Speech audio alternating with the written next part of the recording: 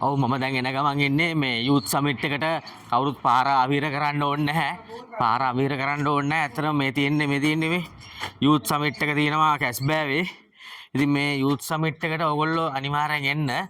මොකද මේවා මේ පෝස්ටර් ගහලා ලස්සනට පෝස්ටරේ ගහලා තිනවා.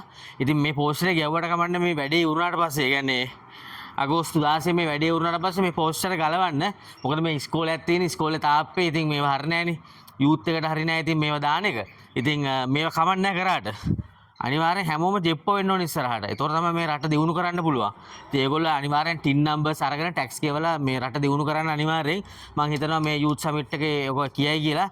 මම දැන් යූත් සමිට් එකට යනවා 16 වෙනිදා තියෙන්නේ කැස්බෑවේ සවස 2:30ට කැස්බෑ දවස් හවස 2:30ට අවුරුදු 18ට වැඩි කට්ටිය විතරක් යන්න. රේටඩ් R ඒක නිසා වෙඩිටෙන්ට පමණයි. ඒක නිසා මේකට යන්න අනිවාර්යෙන් ඔයගොල්ලෝ යන්න. ඔයගොල්ලන්ට හොඳ දේවල් ටික දැනගන්න පුළුවන්. අනිවාර්යෙන් මේකට එන්න. NPP එක මේව කරන්න. මේක ඇත්තටම මේ NPP කියලා මේ නම දාලත් නැහැ ඇත්තටම. ඒකත් මාරයි. NPP කියලා නම දාලත් නැහැ. මාර මාකටිං පාරක් ඒක දීලා තියෙන්නේ. කමන්න යූත් සමිට් එකට එන්න. මේක ඇත රටක් හදන තරුණ ජවය මේ ඇත්තටම මේ මරු වැඩ මේවා. දිගටම කරන්න මේවා.